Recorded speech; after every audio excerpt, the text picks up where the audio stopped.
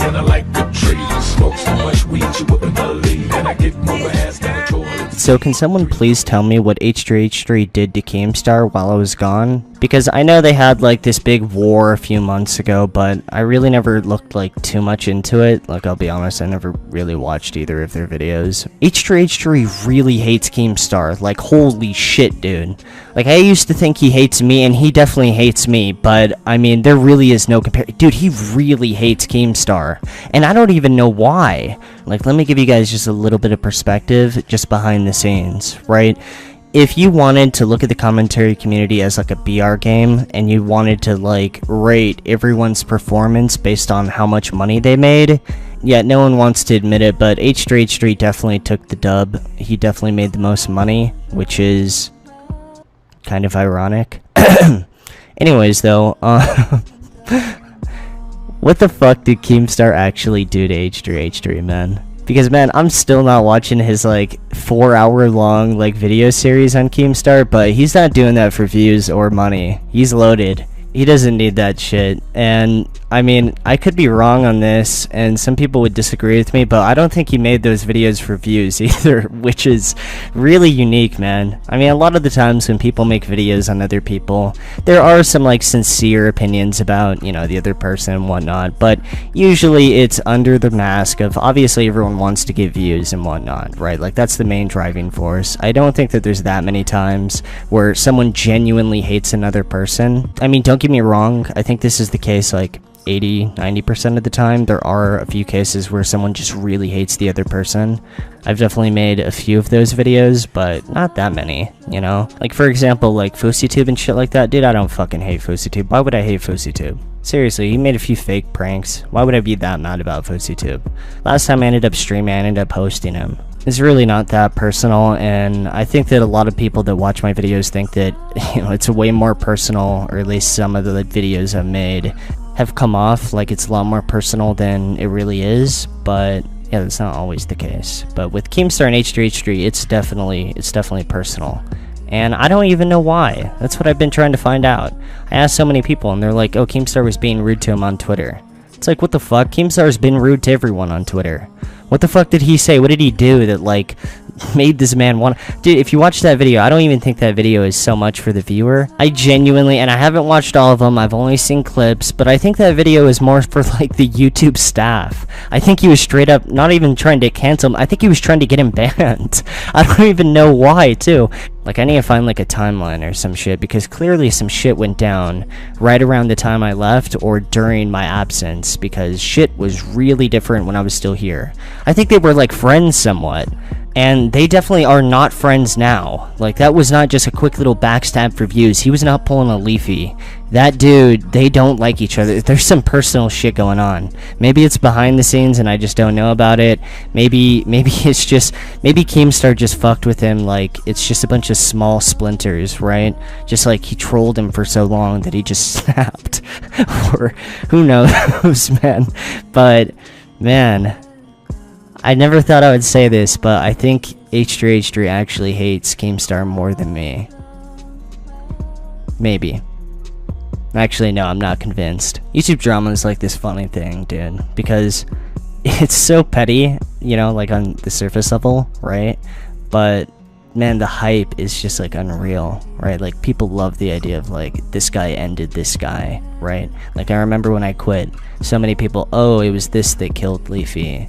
iDubbbz fucking murdered Leafy, the list goes on and on. I think people love to play into that shit, and it makes sense, you know, it's like fucking, like, it's like the Thunderdome or something like that, right?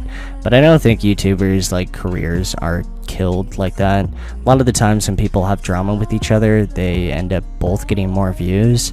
Like, I think a lot of people look at stuff like Social Blade and they cite it as evidence, when in reality, Social Blade really isn't that accurate. If, like, one of your videos ends up getting age restricted or removed, then for that day, you get negative views, right? So if a video with, like, 8 million views gets taken down, then if you look at someone's Social Blade, it looks like they just, like, flatlined, when in reality, they're having videos videos removed. And like with the current state of YouTube, a lot of the times videos are getting removed left and right, or like age restricted, list goes on and on.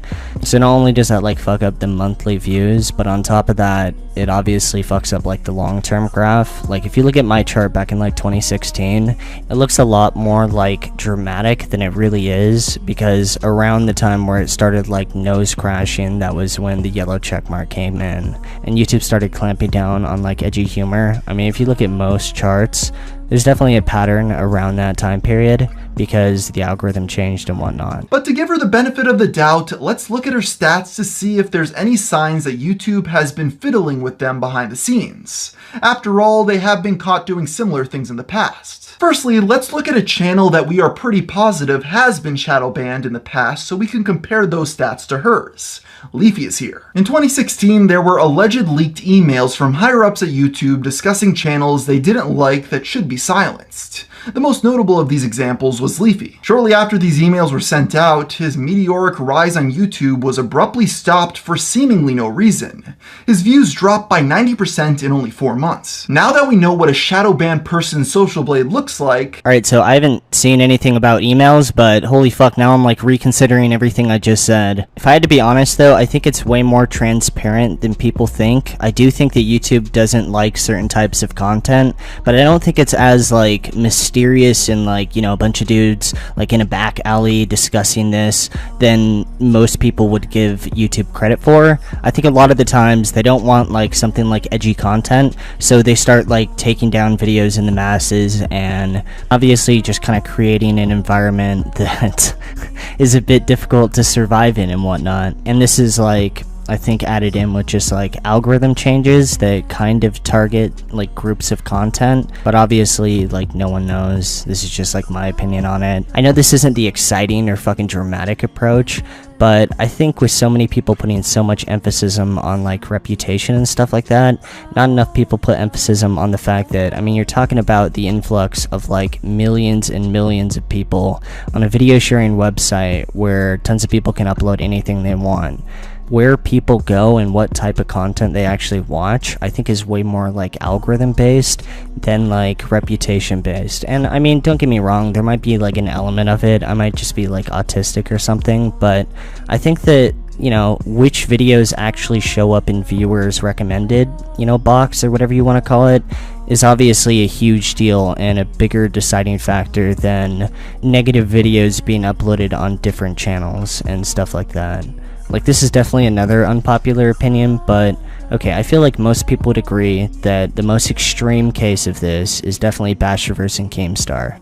Just in case you don't know what happened, Keemstar came out with information that Basherverse was apparently like a pedophile or something like that, and he was a Minecraft YouTuber. He ended up having like a mental breakdown, and then he ended up quitting. I'd put a good amount of money down. I mean, not an absurd amount of money, but I would put some money down that I think that if Basherverse never got exposed by Keemstar, Basherverse in the end would have gotten less overall views. I was like deep in the Minecraft community because I had my own Minecraft server around the time where Basherverse got exposed. The Minecraft community was fucking dying. It was nosediving right into the ground. I know it's easy to look at things in hindsight and be like, oh, if he never responded, then this would have happened, right? Oh, all he had to do was do this and the outcome would have been completely different. If he would have just made the first video where he gives his side of the story and then he never made, you know, had the mental breakdown, then I think it would have been good. But no one really knows at the end of the day. For all we know, if he would have just made his one video and didn't have the mental breakdown where he ended up saying, you know, he was quitting, there could have been people that said, why didn't he explain more? I mean, these are some serious allegations made like against him.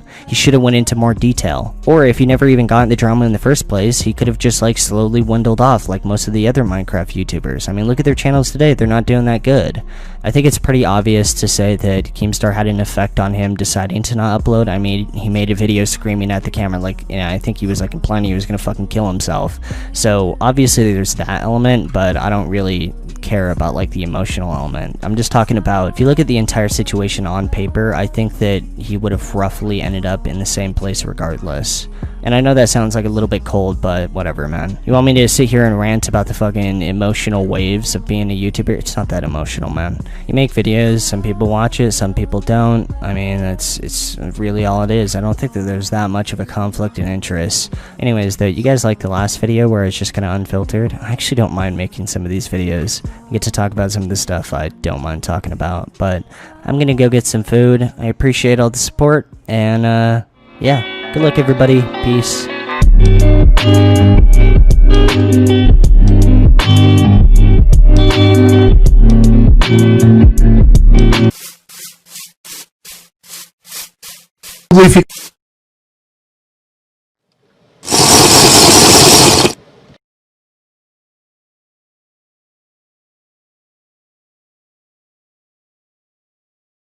I would love to see Leafy come back.